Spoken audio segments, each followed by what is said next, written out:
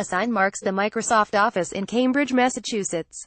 On Monday, October 23, 2017, Microsoft announced it will drop its lawsuit against the Justice Department following new guidelines aimed at providing more transparency around demands for customer data stored on tech firm servers. Brian Snyder, Reuters. The Justice Department has issued new guidelines aimed at providing more transparency around prosecutors' secret demands for customer data stored on tech firm servers. The binding guidance, approved last week by Deputy Attorney General Rod J. Rosenstein, ends the routine imposition of gag orders barring companies from telling customers that their email or other records have been turned over in response to legal demands. It also bans, in most cases, indefinite gag orders that forbid a company from ever telling users that their data has been searched. The move comes 1.5 years after Microsoft sued the department, asking a federal judge in Seattle to strike down portions of a major privacy law that govern the secrecy orders. The tech giant argued that the Electronic Communications Privacy Act violated customers' Fourth Amendment right that a search be reasonable because it did not require the government to notify them when their records were obtained. The company also argued that the law's gag order provision violated the company's First Amendment right to talk to its customers. The new guidance requires prosecutors to tailor their applications for secrecy orders to ensure that they are necessary, and to explain why. For instance, a prosecutor might fear that targets will destroy data if they learn of the probe. Or a target might try to flee. The assessment must be individualized and meaningful. And now there is a time limit barring exceptional circumstances. A gag order may be sought for 1 year or less.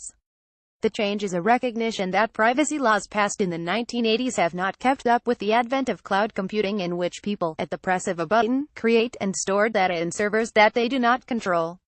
This update further ensures that the department can protect the rights of citizens we serve while allowing companies to maintain relationships with their customers by notifying those suspected of crimes, or believed to have information relevant to a crime, in a timely manner. That information was obtained relating to their user accounts, Justice Department spokeswoman Lauren Airsom said Monday in a statement.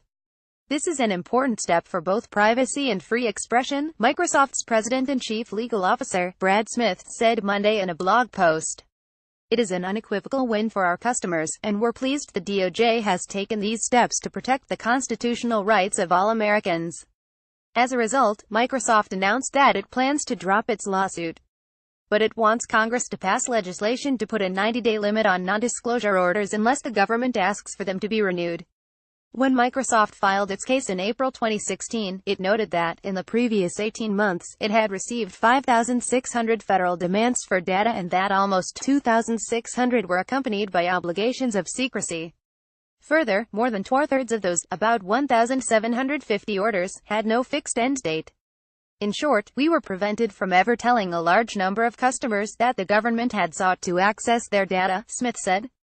The policy does not apply to orders under the Foreign Intelligence Surveillance Act or to national security letters, a type of administrative subpoena used in national security cases.